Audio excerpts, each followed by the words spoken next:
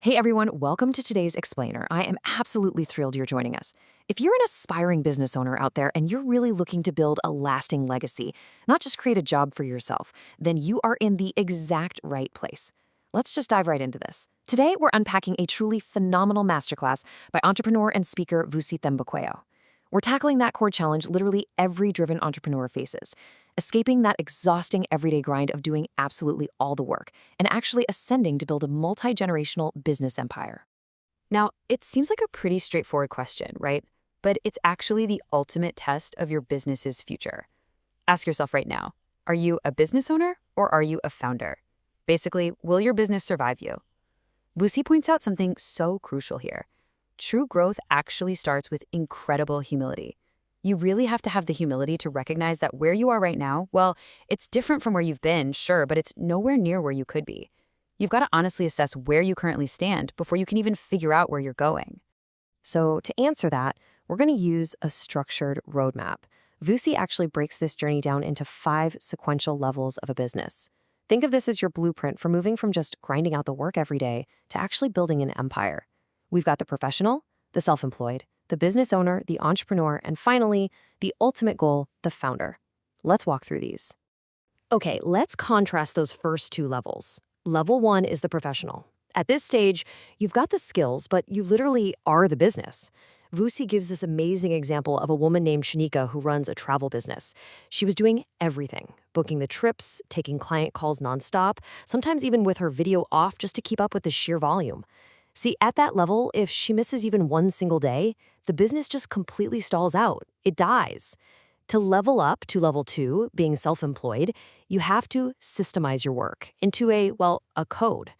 You take that code, you hand it over to your enterprise to actually deliver, and your job shifts. You go from doing every single task to basically just monitoring that code. And that brings us to level 3, the business owner trap. So as your business grows, obviously complexity skyrockets. You're suddenly managing multiple channels, you're writing several different codes just to keep up. And listen, this is exactly where most entrepreneurs get stuck. And why is that? Well, because this trap is just so incredibly comfortable. I mean, you only answer to yourself, you can afford the nice car, send your kids to great schools, take those 2 nice holidays a year. It's a really great life. But the tragedy of this trap is what happens at the end of it. Vusi shared this really heartbreaking story about his own grandfather. He was this deeply loved, incredibly enterprising guy running multiple businesses, but when he passed away, those businesses completely died with him. They failed because he just hadn't built a foundation for them to exist into the future. And honestly, that is the ultimate devastating cost of the business owner trap. All right, let's move forward to levels 4 and 5, scaling to founder and truly building a legacy. To break out of that comfortable trap, level 4 entrepreneurs start scaling their systemized work into entirely new markets. But really, that's just setting the stage for the absolute summit. Level 5, becoming a founder. The absolute crucial point here is this definition. A founder creates something that will exist completely outside of themselves. We're talking about a multi-generational legacy. But to actually get there, you need a radical mindset shift. You have to be totally willing to live your life on just 80% of what you can afford today so that the remaining 20% can fully fund the next 100% of the next generation. It's not just about living a good life right now, it's about leaving a lasting legacy. Vusi illustrates this legacy mindset so perfectly with a story about how he raises his own kids. Now, he runs these incredibly complex businesses, right? Media, venture capital, energy. But he actually makes his kids come into the office. He makes them sit in the accounts department, sit with the creditors, even work the reception desk. Why would he do that? Well, so the next time they ask him for $3 for a Roblox game, they actually understand that those $3 only exist because a client was served, tea was made, conversations were had, and literally months of hard work happened.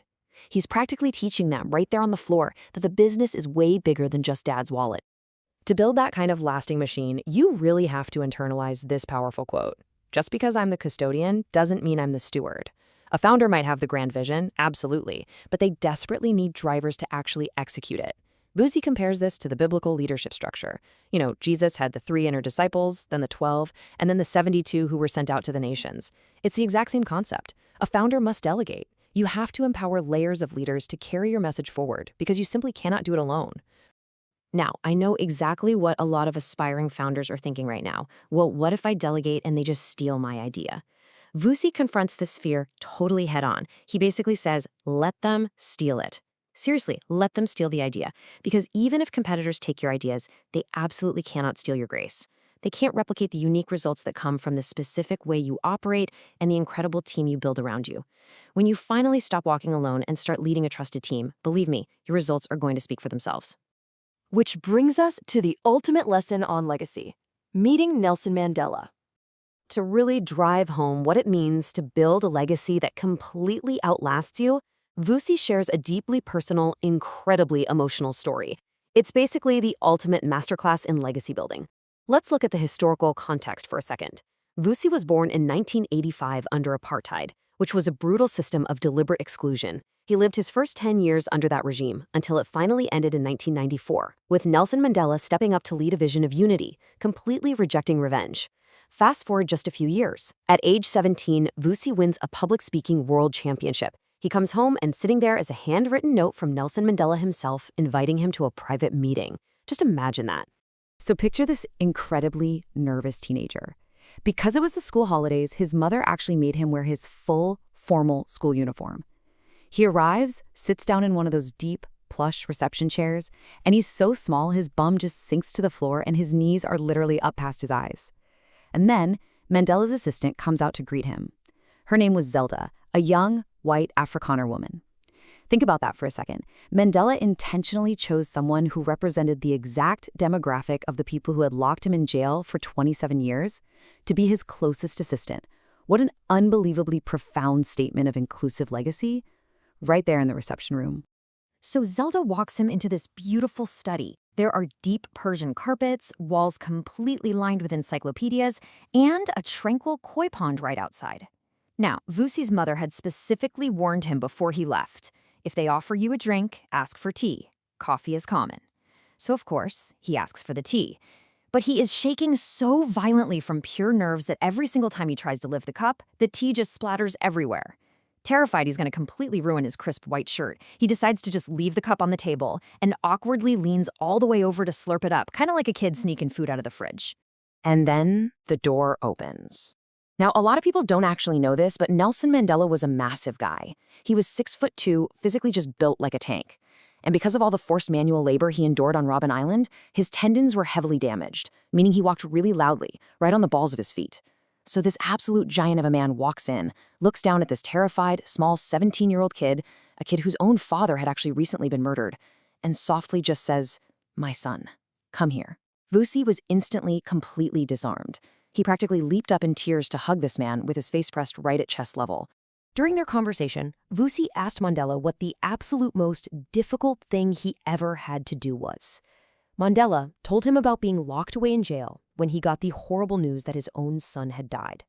Now, according to his royal heritage, if a father doesn't personally bury his child, that child is damned. The apartheid government actually went to Mandela and told him they would let him out to go bury his son, but on one condition. He had to officially renounce his beliefs. And Mandela refused.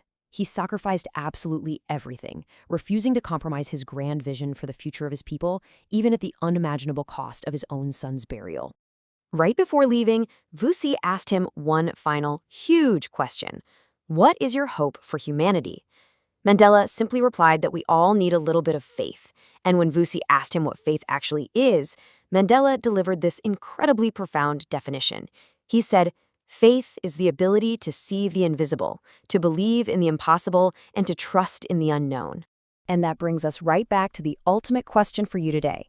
If you want to evolve from a comfortable everyday business owner into a true founder, you are going to have to sacrifice. You're going to have to build actual systems, trust your drivers to carry your vision forward, and essentially plant seeds for trees that you are never going to sit under. So do you have the faith to see the invisible, to believe in the impossible, and to trust in the unknown? Thank you so much for walking through this explainer with me today. Keep building, keep scaling, and go build that legacy.